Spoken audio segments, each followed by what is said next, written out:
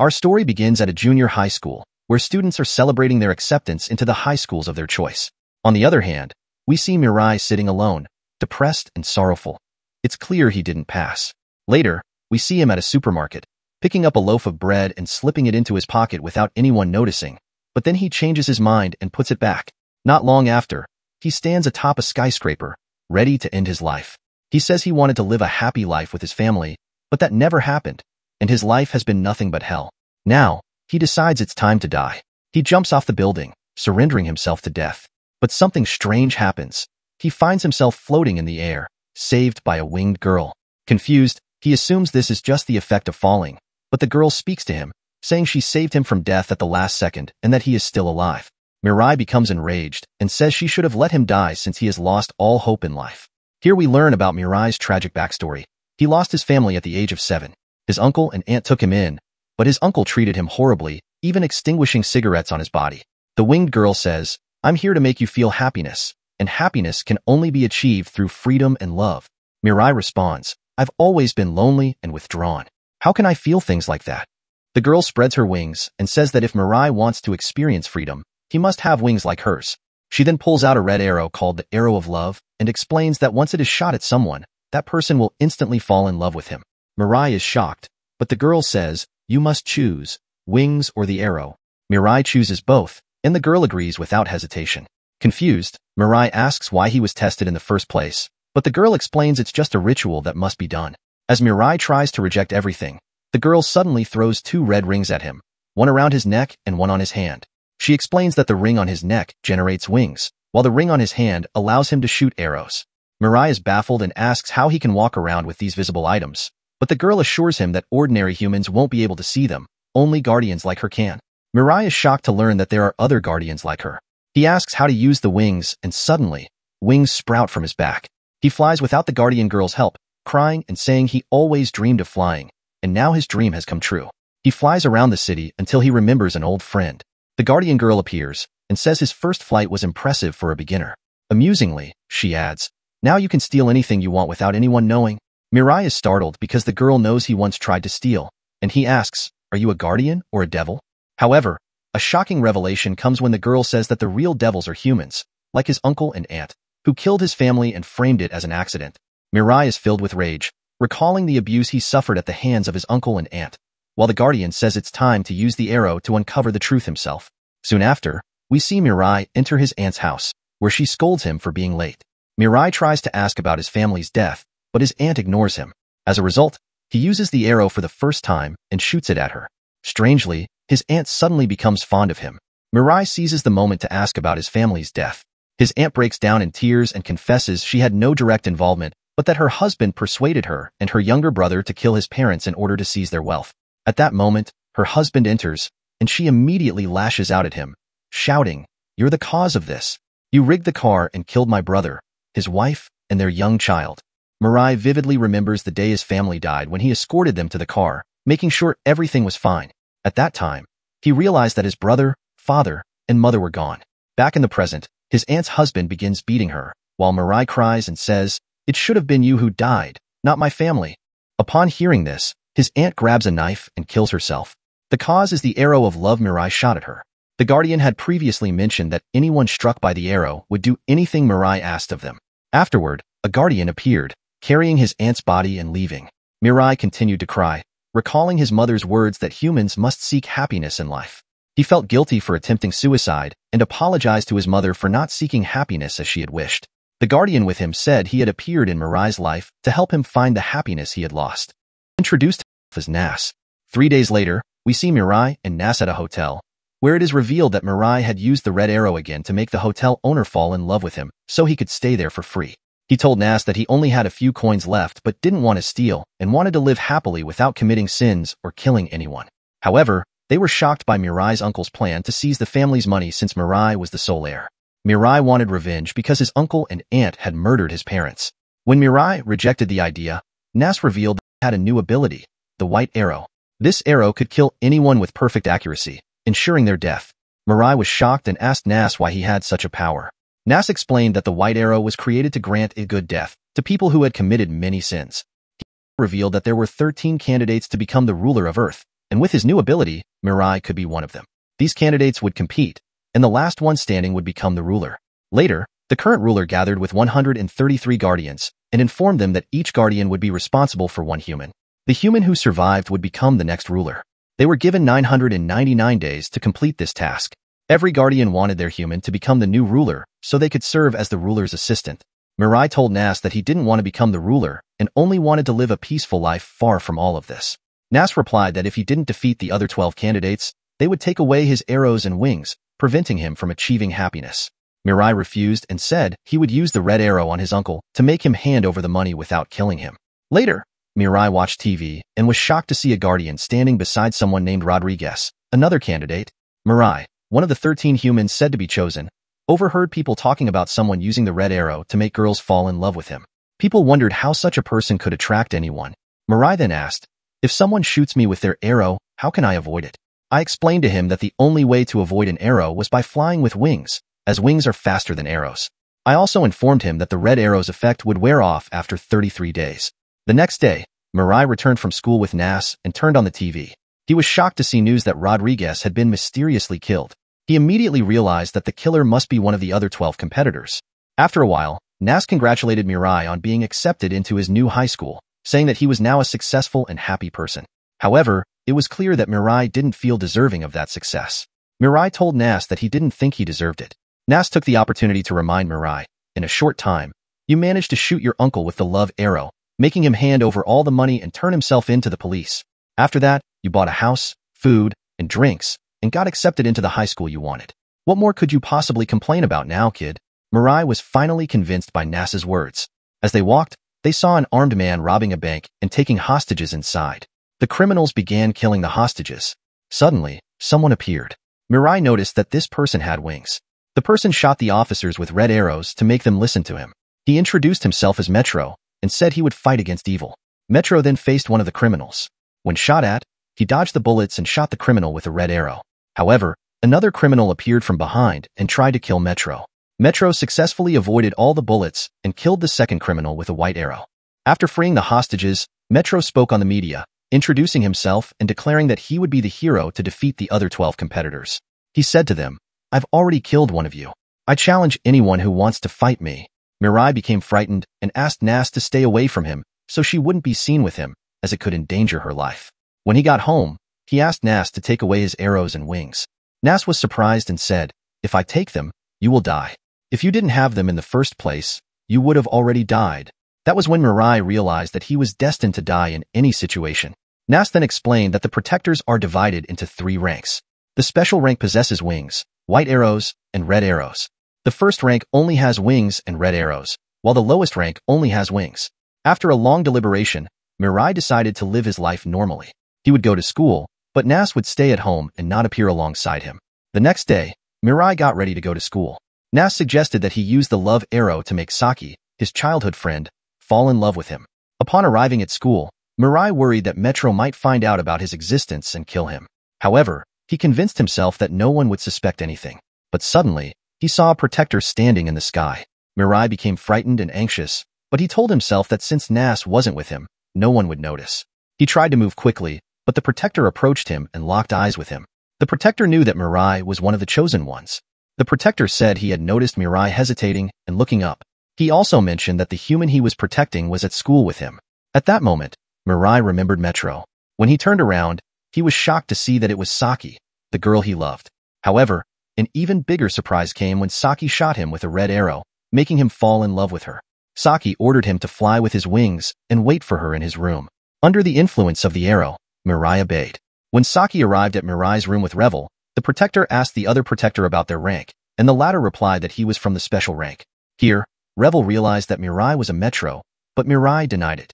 Then Revel ordered Mirai to help Saki fly. This proved that Revel was a protector from a lower rank. Thanks to his help, Saki could use the red arrow, but she couldn't use her wings. The relationship between them grew closer, and Mirai lifted Saki and flew with her. He felt very happy, though he wasn't sure if it was because of the arrow that pierced him or because he genuinely loved Saki. After a long journey and flying through the sky, Mirai brought Saki back home. There, they received new information about Metro. Revel stated that Metro was the real threat and needed to be killed. He also added that only protectors from the special rank could do it, because if Metro wasn't killed, he would eliminate all his competitors, including Saki. This made Mirai very angry. He declared that he would fight Metro himself to protect Saki, even if it cost him his life. However, as he left the house, someone appeared before him and said he couldn't let Mirai go alone. That person also revealed that Revel had been lying to him. If Metro killed Mirai, his arrows and wings would transfer to Saki. Conversely, if Mirai killed Metro, Metro's arrows and wings would also go to Saki. Either way, Revel would benefit. Revel appeared and admitted that he would do anything to make Saki the new goddess of wisdom for the world. It was revealed here that each protector had a specific trait, and Revel's trait was deception. Someone told Mirai that he would never abandon Saki because he loved her unconditionally. Although Revel was surprised, he instructed Mirai to stay at home and always protect Saki from Metro's danger. Meanwhile, Metro was seen hunting down a drug dealer who had been on the run from the police. He successfully captured the dealer and shot him with a red arrow. Afterward, Metro returned home, removed his mask, and talked with his protector. His protector suggested that Metro quickly kill all his competitors. Metro appeared very enthusiastic because he enjoyed fighting. After 33 days, the effect of the red arrow on Mirai wore off. However, Mirai's love for Saki remained evident. He was determined to protect Saki from Metro, even if it meant killing him. He wanted to live a happy life with the girl he loved. At the same time, an announcement appeared on television. Metro was going to deliver a speech and invited the remaining 11 individuals to attend a meeting at a place called the Geno Amphitheater. Revel said it was clearly a trap. When Saki asked why Metro chose that place, Revel explained that it was an open area that would be crowded with people watching Metro meet with his former members. However, Mirai wasn't sure and decided to go with Saki to the meeting but only observe from a distance. Revel gave a few instructions, such as avoiding attention and acting like ordinary humans. At the amphitheater, a large crowd gathered as the media covered everything that was happening. The police secured the area, and everyone eagerly awaited the meeting between Metro, the great hero, and 11 other participants. At the appointed time, Metro arrived. Strangely, 2 other individuals appeared, dressed identically to him. One of them fired a red arrow at Metro, but to everyone's surprise, Metro didn't move, and the arrow didn't pierce him. It turned out that this wasn't the real Metro. It was just someone manipulated by a red arrow to dress as Metro and pretend to be him, drawing the chosen participants to the location. Meanwhile, the real Metro remained safe elsewhere. A flashback then revealed the story of the 2 other individuals. They appeared in the sky, and it was revealed that they, like Mirai, were once losers. However, unlike Mirai, they never met at university. One of them was named Taboo, and the other Hada. Taboo wanted to end his life because he felt it no longer had meaning. However, Hada told him about a drug that would kill them instantly if consumed. They decided to take the drug, but at the last moment, a guardian appeared and granted them powers, declaring that they were now candidates to rule the world. The strange thing was that from that point on, they united with the goal of killing Metropolitan, whom they considered their greatest threat. Suddenly, the real Metropolitan appeared on a screen, declaring that he knew their story and their alliance. He also acknowledged that it would be difficult for him to target one of them with an arrow since the other would retaliate immediately. Shortly after, a young girl appeared, flying in the sky. Mirai realized that she was one of the candidates. However, the girl cried and pleaded with Hada and Taboo to protect her from Metropolitan. She only had wings, nothing more. She explained that she was frequently bullied at school and that the wings had saved her life. She begged them to protect her. Taboo agreed, but only on the condition that they shoot her with a red arrow to ensure she was on their side. The girl agreed and approached them. At the last moment, the real Metropolitan appeared and struck her heart with a red arrow. Everyone was shocked, and Hada and Taboo were left uncertain about what to do. They called for other candidates to join them, suggesting there must be more hiding in the area. If they united, they could defeat Metropolitan. However, Mirai refused their offer until 2 individuals stepped forward and raised their hands. Amusingly, these 2 were dressed in outfits resembling Metropolitans, but in green and pink.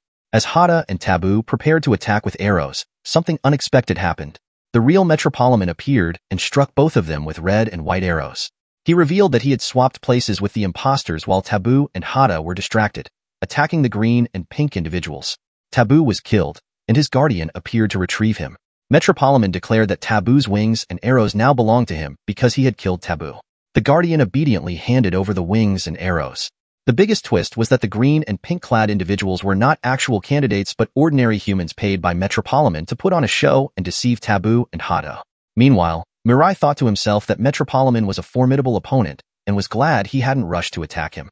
At that moment, Metropolitan announced the start of the second act, killing Hada and the young girl. He used a white arrow to kill Hada, leaving the girl alone. Meanwhile, Revel and Nas watched the events unfold on television.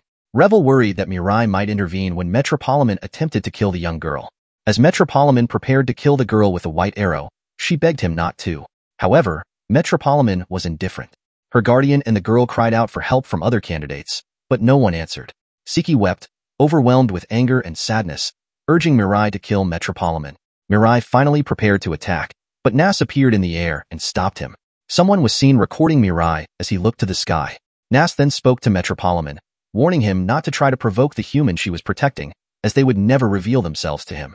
However, Metropolitan responded sarcastically, saying that the young girl had taken up too much of their time, before coldly killing ordinary humans in front of everyone. The spectators stood frozen, unable to comprehend what had truly occurred that day. Afterward, Nas told Metropolitan that the new ruler would be the boy she was protecting. She also warned that if it became necessary to kill Metropolitan, she would ensure the boy carried out the deed. Nas then asked all the chosen ones who were afraid to appear to leave the place. At the same time, another guardian appeared to take the little girl and the boy away. They captured Metropolitan, removing his wings, arrows, and ring. After that, Mirai left with Saki and Nas. Saki was furious and deeply hated Metropolitan. Saki suggested that Mirai fight him, but Mirai said he couldn't kill. He remembered advice from his parents, who told him, "Don't let yourself hate anyone, even if they hurt you." The problem was that Mirai didn't even know how to hate Metropolitan. Nas then said that instead of killing him, it would be better to work together with the other chosen ones who were still alive. At that moment, a voice from outside was heard, saying that it was a good idea. Everyone was shocked. When Mirai opened the window, he saw one of the chosen ones speaking to them. That person asked them to shoot him with a red arrow to ensure that he wasn't allied with Metropolitan or influenced by his arrow. Mirai almost did it to confirm, but Nas stopped him, saying that the person was being honest. The person then changed clothes and told them that he trusted Nas. He revealed something surprising. These were his final days on Earth because he was suffering from terminal cancer. As his condition worsened, his guardian appeared and told him he was one of the chosen ones. However, he knew he wouldn't live long enough to become the ruler of the world. Because of this, he used the red arrow to order a wealthy man to give 200 million yen to his family so they could be happy after his death. He also didn't want Metropolitan to become the ruler, so he tried to find other chosen ones to work together and defeat Metropolitan. He then had the idea to shoot some people with the red arrow and order them to search for other chosen ones. This was why someone took a photo of Mirai and Saki at the stadium. Mirai agreed to cooperate on the condition that he didn't give up on his illness, continued his treatment, and enjoyed every moment happily with his family. The man thanked Mirai for his words and introduced himself as Nano, a clothing designer. He offered to create special outfits for them to protect them. They agreed to meet the next day to plan the designs. After that, Nano left. Elsewhere, Metropolitan was seen at school under his real identity, Kanade. He was walking with his friend, Mina, who was interested in a girl and wanted to approach her. Kanade said he could make the girl fall in love with him but added that she would die afterward. Mina was shocked and didn't take his words seriously. Kanade then asked Mina what he wanted most in life. Mina replied that he only needed money. Kanade said that his desires were far greater than money. He wanted to bring the dead back to life. Here, it was revealed that Kanade was doing all of this for his deceased younger sister. He wanted full power to bring her back to life. Kanade practiced shooting 2 arrows at once and planned to increase his range to 90 meters to defeat his rivals easily from a distance. Afterward, he returned home and stood before his sister's body, preserved in a glass case. He placed flowers before her and said, "Happy birthday." Meanwhile, Nano spoke with Mirai and his team. He showed them a photo of a small child and told them that the child was one of the chosen ones. They had to find him, but at the same time, a news report appeared on television about a girl who had killed 3 other girls and escaped. No one could capture her, but a shocking revelation came when Revel told them that the girl was an ordinary human but had been given wings and arrows. Most likely, the person who gave her those items was Metropolitan. It was also revealed that the girl was a former prisoner who had escaped from jail easily, killing many other girls along the way. She was then seen standing beside Metropolitan, confirming that he was the one who freed her and gave her the arrows. Strangely, Metropolitan ordered her to kill every girl she deemed ugly. The girl was seen holding a knife and killing an unfortunate victim. At that moment, Mirai and his friends were discussing, and Revel said that the girl was just a trap set by Metropolitan to lure other candidates into fighting her so he could capture them easily. Nas suggested that they eliminate the girl immediately because she was a murderer and now had superpowers. Even if they wanted to fight Metropolitan, they needed to kill her with the white arrow to put an end to the problem. Mirai started to think and said that he was the only one who currently possessed the white arrow, wondering if he truly had the resolve to kill Metropolitan. Nas became very angry and said she would do anything to see Metropolitan dead. She asked Mirai if he agreed with her, But Mirai replied that he didn't want to kill anyone. He thought that if they could shoot Metropolitan with a red arrow to subdue him, it would be better than killing him. Revel then responded, saying that killing was the best option because there might be other candidates who would kill Mirai, and in the end, Mirai would gain nothing. Nas agreed and said that since Metropolitan wanted to kill Mirai, Mirai should kill him first, even if it was in self-defense. Mirai insisted that even though Metropolitan wanted to kill him, he wouldn't kill him. Nas pressed Mirai further, asking, "What will you do if he tries to kill Saki right in front of you? You'll only have one chance. Will you use the white arrow or the red arrow?" Mirai began to imagine the scenario and felt doubtful, realizing that his hesitation could lead to Metropolitan killing Saki right in front of him. He became emotional and screamed loudly. After calming down, he apologized to Nas, who was about to leave, but Nas said, "Don't worry. The most important thing is not to let this weigh on your mind." The next day, we see Nas with her family. Later, we saw news on television about one of the murdered girls being found dead on top of a tall tower. From there, they realized the girl had wings. After thinking it through, we meet Mirai and his friends, this time accompanied by a guardian named Barry. Strangely, a bag full of weapons and ammunition. Weapons wouldn't be effective against arrows, but could still be helpful. He offered them a gun. Mirai initially refused, asking, "Is it normal for kids like us to carry weapons like these?" Nas replied, "I don't care whether you're kids or not. What matters is that we stop Metropolitan's evil so my wife and family can live in peace." Then, a news broadcast appeared on television about a new incident on top of the tall tower. This time, what caught their attention was the presence of the murderous girl flying in the air. It turned out she was there just to attract attention. We also learned that the girl's name was Miss Urine. She began shooting red arrows at people, ordering everyone on the tower to leave. Afterward, she communicated with Metropolitan, saying everything was going according to plan. At that moment, Nas and her team discussed their strategy and decided that now was the time to fight. Nas said Metropolitan was hiding and waiting for someone to confront Miss Urine so he could make an appearance. The plan was simple. Nas would attack Miss Urine directly until Metropolitan showed up, and once he appeared, Mirai had to shoot him with the red arrow.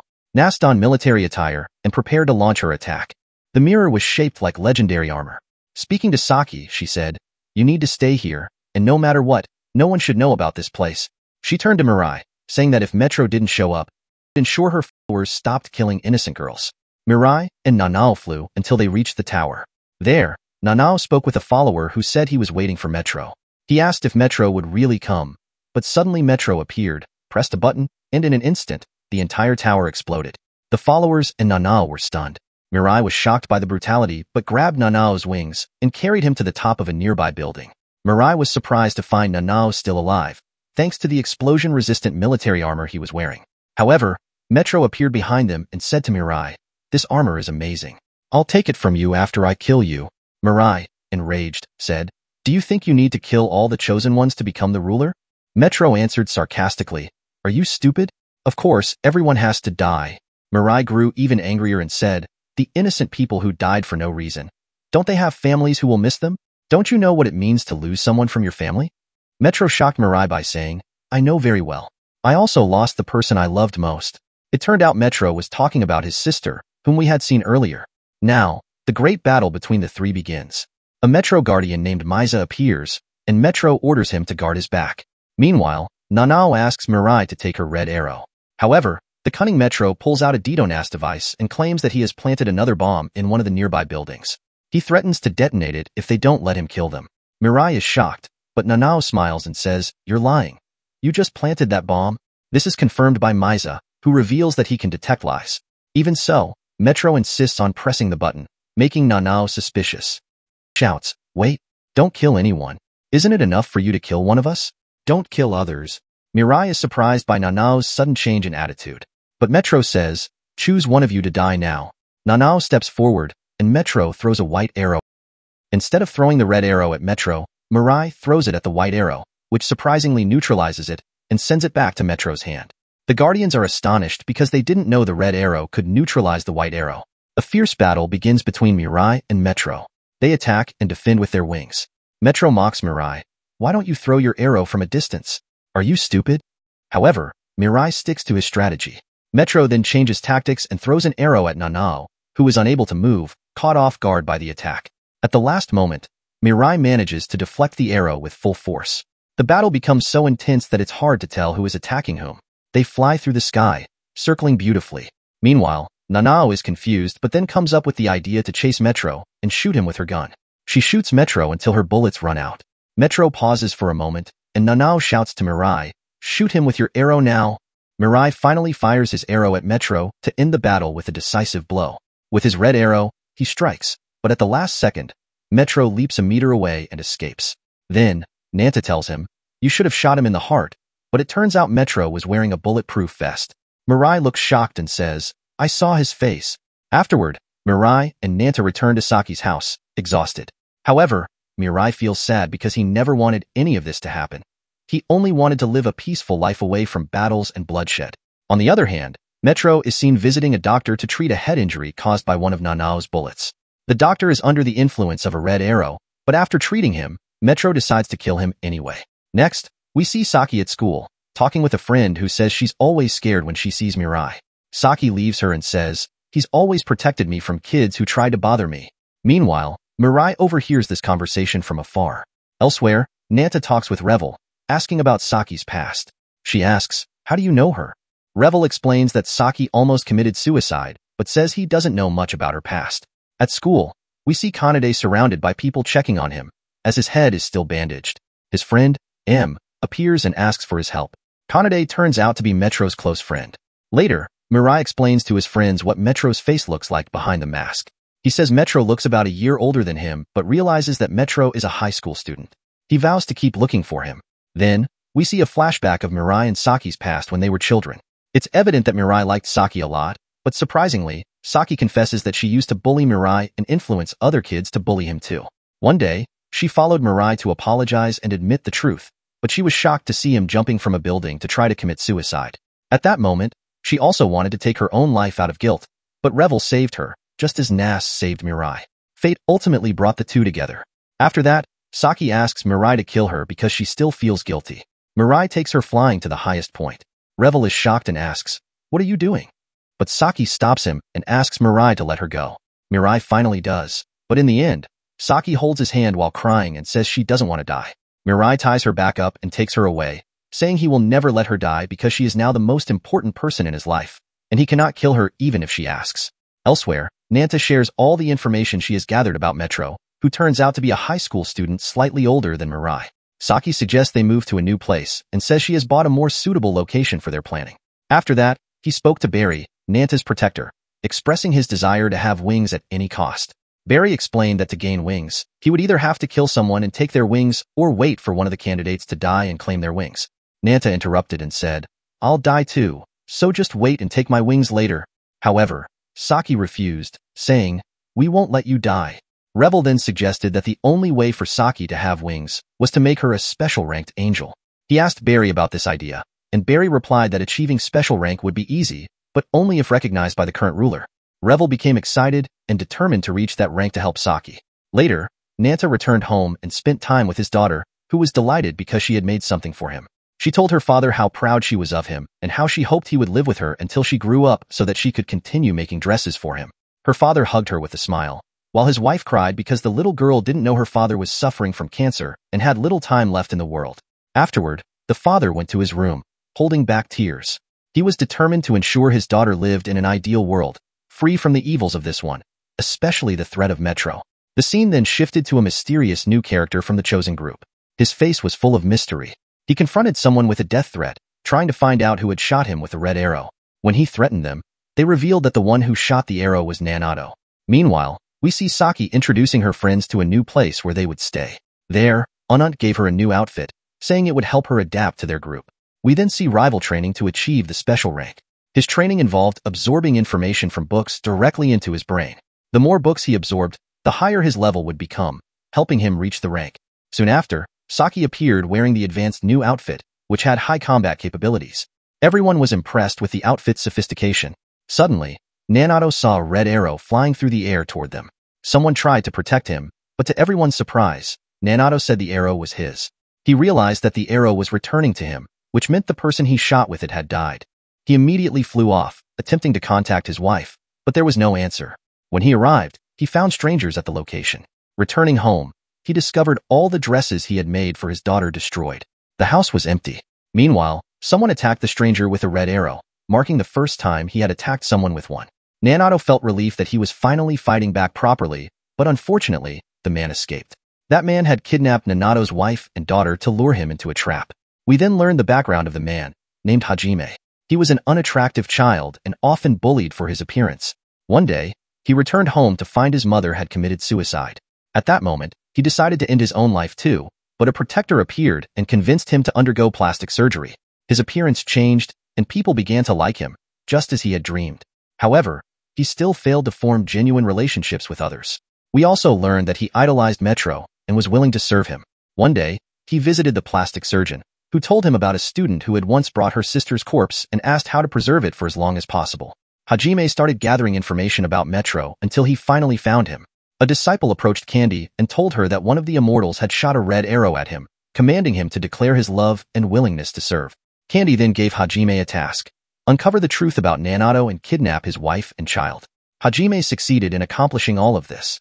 Nanato was furious that he couldn't save his wife and child. At the same time, he received a call from Metro revealing his family's location. Metro mocked him, challenging him to see if he could save them. Nanato lost control and ran to save his family, warning others not to follow him. Your presence will only hinder me now. We see Mirai working hard to improve his abilities to help Saki fly with wings, but it was very difficult. Then Hajime appeared, telling him to protect Saki. He flew with others to rescue Nanta's kidnapped family at an amusement park, specifically at a place called the Mirror Box.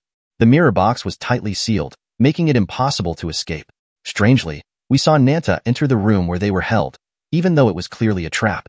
Still, the fool walked in, and Hajime looked delighted to have fulfilled the orders of the one he loved. Hajime suddenly attacked Mirai, surprising him by using a white arrow for the first time. Metro then appeared, turning the fight into a 2-against-1 battle. An angel with wings, responsible for Hajime, also arrived, and Mirai realized Hajime was one of the chosen. Metro proposed that Mirai abandon Nanta and escape, saying he didn't want to kill him yet. But amusingly, Mirai retreated and entered the mirror box with Nanta and his family. Mirai told Nanta they had to fly inside the box because if they stayed still, they would become easy targets for the white arrow. Mirai took Nanta's daughter and flew with her, while Nanta carried his wife. They continued flying inside the strange box. Metro mocked them, saying to Hajime, if they get tired of flying, let me know. I'll kill them myself. Inside the box, Mirai told Nanta that he had no plan, but after thinking for a long time, he said he had found a way out. Nanta asked him not to say anything out loud because they were being watched. Strangely, Mirai deliberately spoke loudly so they could hear. Suddenly, they sped up their flight until they could no longer be seen from the outside. Metro said, maybe they escaped. But someone replied, you fool, they want us to think they escaped so we'll open the door, and they can flee. After a long time, Hajime started to worry. His concern grew when he saw that Mirai and Nanta's guards had disappeared. This made Metro even angrier, saying, they disappeared to make us think they've escaped so we'll open the door. And indeed, Mirai and the others were hiding. Meanwhile, Revel felt frustrated because he didn't know how to help. He felt like a weak and useless angel. Strangely, Saki noticed that Revel was crying, something an angel like him shouldn't do.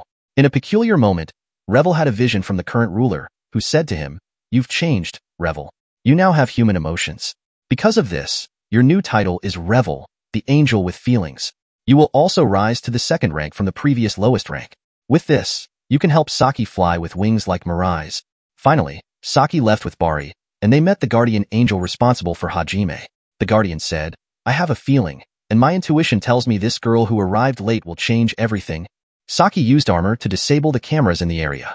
Most importantly, she successfully fired a red arrow at Hajime. The arrow hit him, leaving Hajime in shock. When he turned around, he saw Saki and immediately fell in love with her. But he was also afraid of betraying his boss, Metro, which made him hesitant. Inside the mirror box, Mirai and Nanta kept circling around. Nanta almost gave up due to his illness, but he remembered his wife's words, which rekindled his spirit. He said, I won't give up. Meanwhile, Hajime shouted for Metro, saying he didn't want to betray him.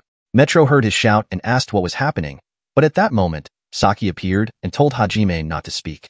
Hajime was completely under the influence of the red arrow. Hajime then told Metro that he wanted to use the restroom. Metro was suspicious, but eventually allowed him to go. Hajime left his earpiece behind and went to speak with Saki. He introduced himself and said he wanted to get to know her better. Saki said, we'll get to know each other later, but please save the people inside that glass box. They mean so much to me. Hajime then attacked the box with his sword. Metro asked, what are you doing? Hajime replied, the girl I love asked me to save them. Under the influence of the red arrow, Hajime followed Saki's orders. Metro said, "You're my servant, so you should listen to me and follow my orders." But Hajime replied, "I used to serve you because I hated this world. I supported you because you wanted to end a world I despised. But now, I love this world and will do anything to live happily with the girl I love." Hajime kept attacking the glass box with his sword until a small crack appeared on the ceiling. Metro decided to kill Hajime and Saki. Then, 3 new characters, who were Metro's followers, appeared, equipped with wings and arrows. One of them attacked Hajime. Metro joined in, leaving Saki trapped against 4 opponents alone. As Metro tried to fire a red arrow at Saki, Hajime deflected the attack. He wasn't affected because he was already under the influence of a red arrow. Inside the glass box, someone noticed the crack in the ceiling and shot it with a gun. Finally, they managed to escape from that strange place. Hajime grabbed his sword, and the situation turned into a 4-on-4 battle. However, Nanta said he needed to flee with his wife and child. Metro agreed, saying they couldn't fight if they stayed there. Nanta's wife asked what was happening, and he explained everything from beginning to end. She finally understood that her husband had done all of this for her and their child. When they returned, Saki revealed something important to them, indicating that a major plan was being devised, though no one knew what it was. Saki took Nanta's daughter to a safe place, and the battle was about to begin. Strangely, the 3 individuals shot their arrows at each other. Nanta shot his arrow at Mirai, and Mirai shot his at Saki. This was done to ensure that no one could be controlled by the red arrows. The fight began with one of Metro's subordinates facing Hajime. He fired bullets at Hajime, but the bullet's speed couldn't match his wings. They decided to execute Revel's plan. Saki and Mirai would tie their wings to their opponent's wings so they couldn't fly. Eventually, they managed to bring their opponent down to the ground, where Hajime cut off the opponent's hand. With this, they defeated one of Metro's followers, who simply stood by without caring about anything. Then, a woman named Fuko appeared. Her ability was spreading a virus she had created herself, capable of killing anyone. She experimented on rats, which often transformed into clumps of blood. Fuko revealed that she had a device in her heart, and if she died, the device would explode and spread the virus across the entire world. Thus, they only had 2 choices. Let Fuko kill them or let her destroy the entire world. Metro ordered Mirai to surrender. He claimed to have many hostages in his hands and threatened to kill them all, along with millions of others, if Mirai did not comply. Mirai was devastated at the thought that his death might save millions of people. Meanwhile, Metro stood proudly, feeling that the power had shifted back into his hands. He became the center of authority, not weakness. Metro said to Mirai, "You claim you won't kill anyone except the chosen person, but..." The judge from Fabi's interrupted, mocking Metro and asking, "You're a fool. You'll believe anything? What have I done wrong here?" Afterward, Fuki devised a plan to approach Fuko alone and inject her with the virus, ensuring her death without endangering millions of others. Mirai stepped forward, but Saki, worried for his safety, followed him, unwilling to let him die. At the same time, Mirai contemplated how he could get everyone out of this difficult situation. Meanwhile, Hajime tried to stop Saki from going further to prevent her from getting hurt. As Mirai decided to put an end to this game, he walked calmly toward what seemed like his death. Nantu was frantic, desperately seeking a solution, as every step Mirai took heightened the tension. Eventually, Mirai approached Fuko, who held a syringe in one hand and a device in the other. The device could release the virus worldwide with the push of a button, killing everyone. However, Mirai fully surrendered himself. When Fuko attempted to inject him with the virus, he managed to divert her hand. As Fuko tried to press the button on the device, Mirai shot her with his white arrow, destroying both the virus and her malicious intentions. Everyone was stunned by what had happened. Nantu was deeply impressed by Mirai's cleverness and urged him to kill Fuko quickly. Yet, Mirai hesitated, unwilling to take her life as he reflected on his parents' teachings. Meanwhile, Metro grabbed 2 arrows, a red one and a white one, to launch at Mirai. As the arrows were fired, Saki ran to protect him while Fuko attempted to inject Mirai with several needles to paralyze him. At that moment, Hajime appeared and cut all the threads tied to the needles. However, Hajime was struck by one of the needles while shielding Saki, and the strange virus began to spread through his body, transforming him into a clump of blood. On the other side, Hajime managed to stab Fuko's heart with his sword, killing her. Unfortunately, Hajime also died from the virus. Saki, holding her red arrow, wept bitterly. At that moment, Metro blamed Mirai for Hajime's death, saying his hesitation had caused it. He argued that, from another perspective, Hajime's death was ultimately due to Mirai's actions. Nantu shouted, urging Mirai not to listen to their words. Mirai, however, insisted that he didn't want anyone else to die and that everyone deserved to live happily. Metro mocked this, saying, "Are they even human? Someone like Hajime has no purpose in life. People like him are nothing but trash meant to be stepped on and discarded. He continued to taunt Mirai, saying, "Are you even afraid of killing cockroaches?" At the same time, Nantu, weakened by the illness spreading in his body, could no longer move. Metro seized the opportunity and hurled a white arrow at him. Mirai immediately intervened, declaring that he would take Nantu to the hospital. Nantu refused, insisting he wanted to see Metro die first. Afterward, Mirai decided to face Metro and his last remaining ally, a small child wearing a strange mask. Mirai taunted Metro, saying, "Are you hiding behind a child because you're a coward?" Metro laughed and replied, "Yes, that's right. But this child is so terrified, crying, 'I don't want to die.'" Eventually, the child fled. Annoyed, Metro said, "I've only been relying on ordinary humans. A scared child, a woman who creates viruses, and an unstable soldier. Now I have to fight alone. But the problem is, you're too scared to kill anyone, so you can't do anything to me." Then, he added, "I won't kill you, but I'll use my arrows to defeat you." Mirai smirked at Metro and said, "Is that the best you can do?" He prepared his white arrow and remarked, "You think I'd fear someone who's even afraid of killing cockroaches?" Metro responded, "You think you're going to win? On the contrary, I'll definitely win because I'll kill you with this white arrow. But how about we establish some rules for this fight?" At that moment, Nash shouted, "Don't listen to him. He's definitely trying to trap you." Metro retorted, "Fine, it doesn't matter. You can make the rules." Finally, Mirai decided that neither of them should flee, and they would simply throw arrows at each other. Metro agreed and got ready to attack. Before the fight began, Nash said to Mirai, "Please, if you don't want to kill him, let me do it after you hit him with a red arrow. I have to kill him no matter what." Mirai agreed, and the battle began. Metro launched the first attack, but Mirai managed to deflect it. It was now Mirai's turn to attack, but Metro also deflected it, leaving Mirai surprised. Metro said, "You think you're the only one who can block arrows?" Then, Metro took 3 steps forward, following the rules of their game. Each time the opponent attacked, they had to step forward 3 steps to keep the battle progressing. Metro then declared, "I must become the ruler." We are shown Metro's past, where he was the heir of a wealthy family. He deeply cared for his younger sister, Raya, and treated her very well.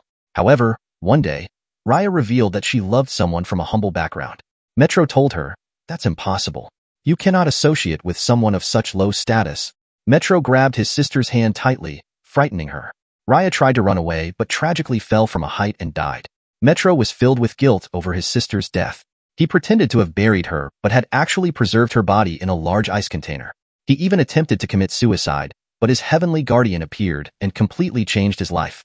Back in the battle, Metro released his arrow, but Mirai deflected it a second time. Meanwhile, the fight was being broadcast across the entire country. We learn that the child who had previously fled in fear was pretending all along and was the one who spread the broadcast. Now it was Mirai's turn to step forward and attack with his arrow. However, Metro said, "I only care about victory. I don't care about you, the Guardians, or anyone else." This statement confused everyone, including government officials. Saki asked him, "What happened in your life to make you this way? What made you lose your humanity and turn into a monster?" Metro became angry and told her to be quiet, accusing her of trying to distract him so Mirai could win. But Mirai reassured Metro that Saki didn't mean it that way. Mirai then told Metro, "I will kill you with justice." He released his arrow, but Metro managed to deflect it at the last second. The battle became increasingly intense, and Mirai began contemplating his next move. Eventually, Mirai realized that Metro was arrogant and saw himself as the chosen one. Mirai said, "You consider other humans inferior to you. But the truth is, all humans are equal, including you." Metro replied, "I will become a just ruler and ensure that there are no more poor people. Everyone will live prosperously.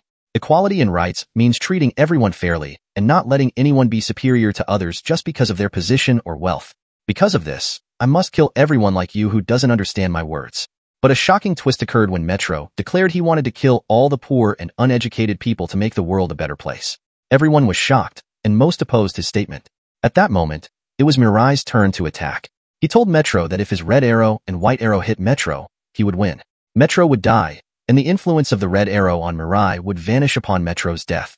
Despite everything being said, Mirai doubted whether he was facing the real Metro. Metro then removed his mask, revealing his face, which assured Mirai that he was the real Metro.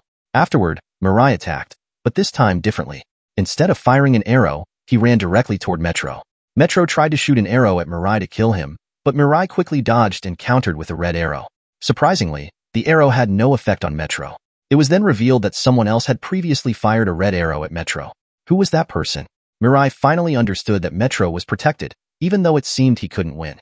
Mirai used a new trick, tying his wings around Metro's face, blinding him. This way, Metro could no longer aim his arrows. Metro attempted to attack Mirai with a knife, but Mirai's suit protected him. Saki then intervened to stop Metro from escaping. Metro became furious and attacked them both, injuring Saki's face. However, Saki endured, and they held on to Metro. Mirai then asked Saki to use her bracelet to form a three-person bond with Metro to restrain him. When they succeeded, Metro finally surrendered and said, "Thank you. Let me go, and let this be my mission to complete." Metro prepared to use his weapon, but at that moment, he became paralyzed and was on the brink of death. The world watched as Metro begged Mirai to let him live. He said, "You don't want anyone to die? So will you let me die now? Everything I did was for my deceased sister. I wish I had the power to bring her back, but now I give up. You can capture me or make sure I no longer aspire to rule. Just let me live, and I will give all my wealth to you." However, unfortunately, Nanato pulled the trigger, and the bullet hit Metro, killing him.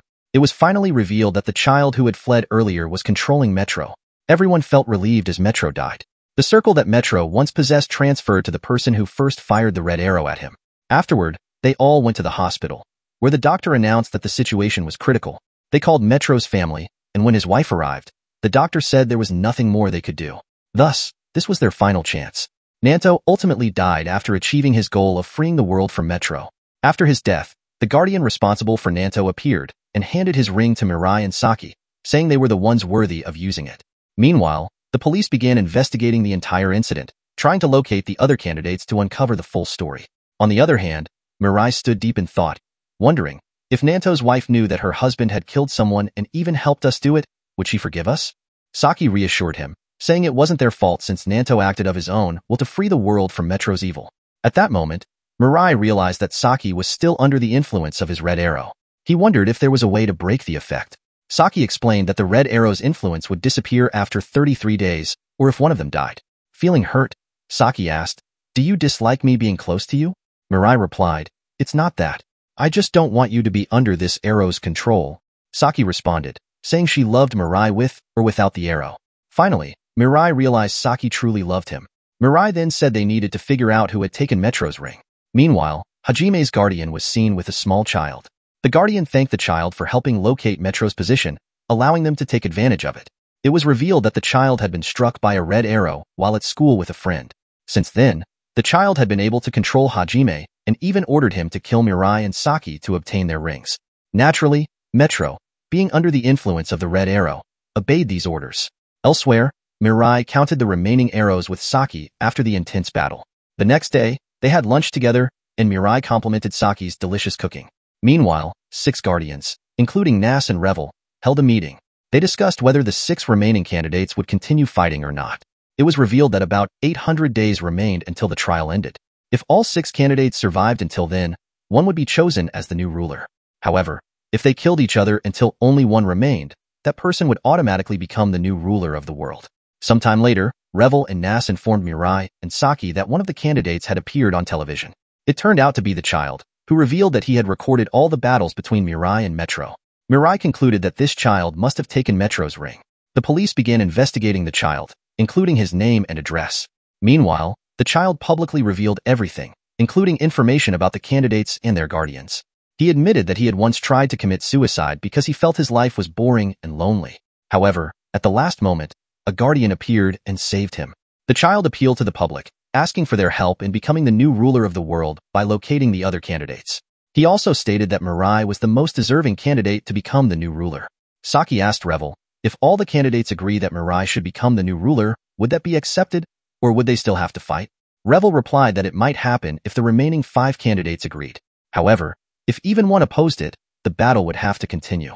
You hear on the news that the police plan to raid the child's location to capture him. As expected, the police arrived and threw a net at him, but he managed to escape in an instant. The reason? He had wings.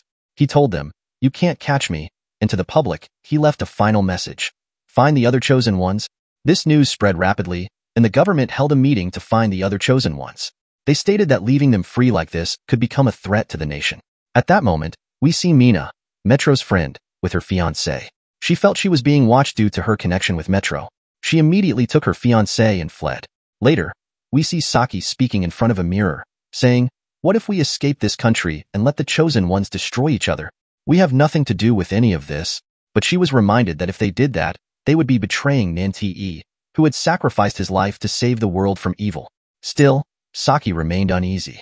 One day, as Mirai was returning home from school, a strange car appeared.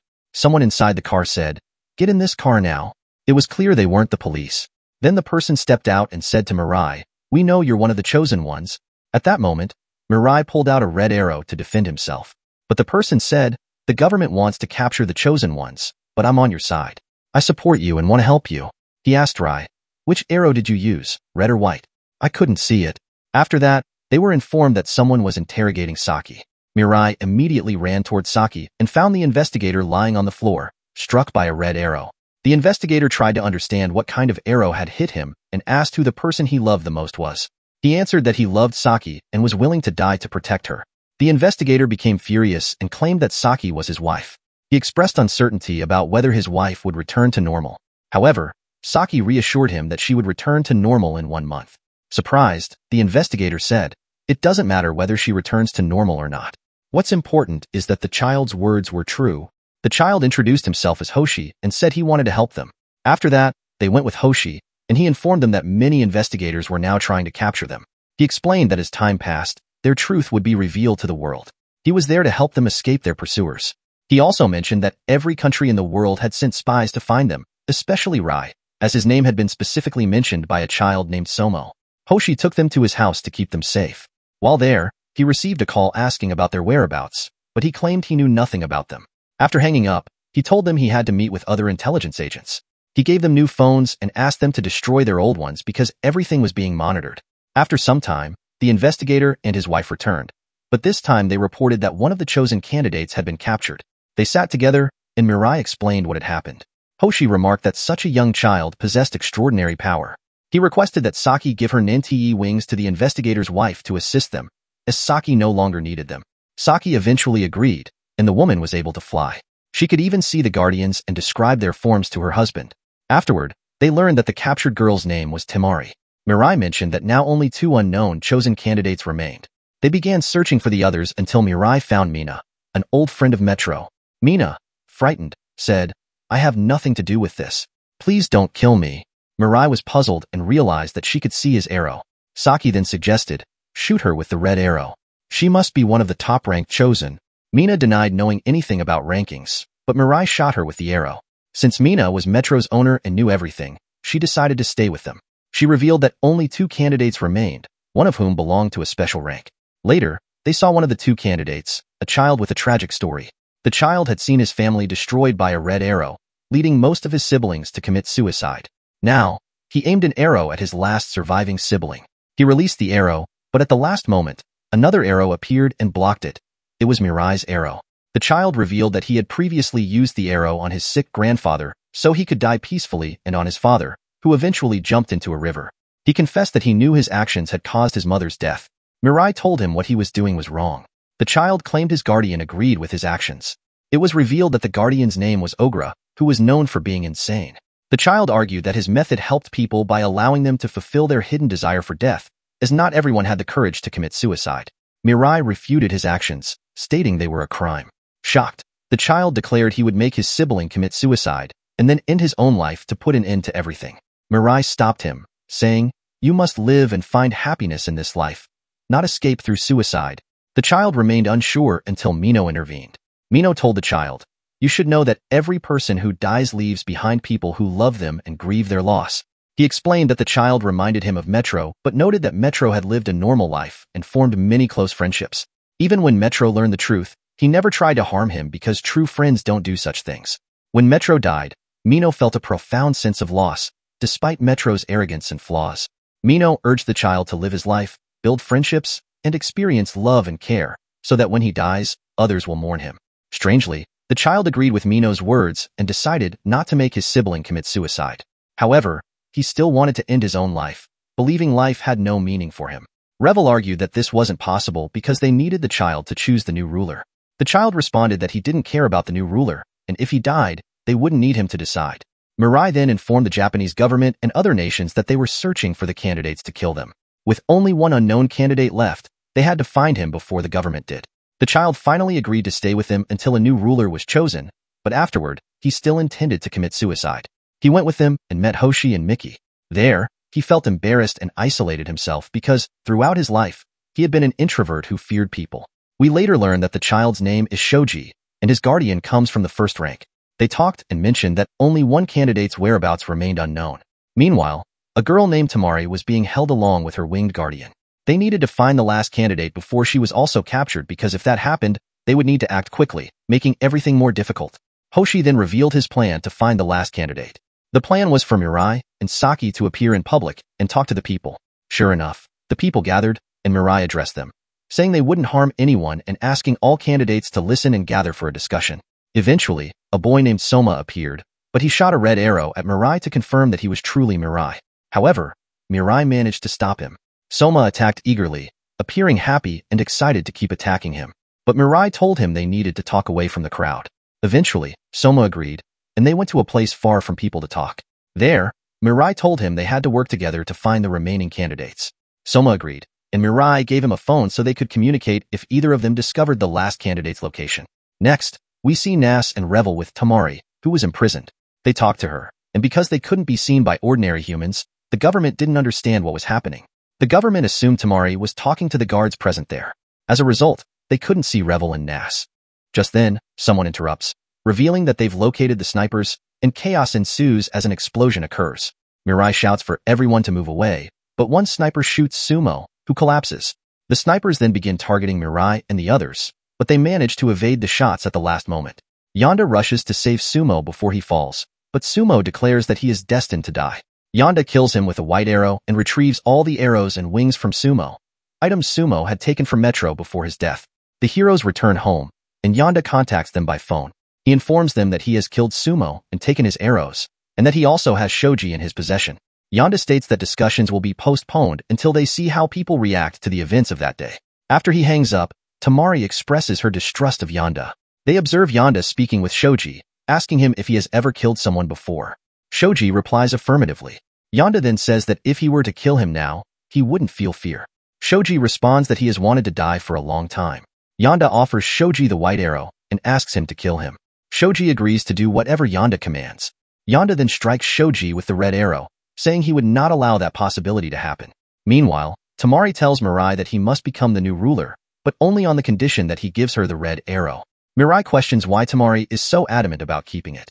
Tamari explains that the red arrow gives her value in the eyes of others, making her someone who is loved. Without it, her life would mean nothing. The question remains, what did Yonda mean when he said he wouldn't allow that possibility to happen?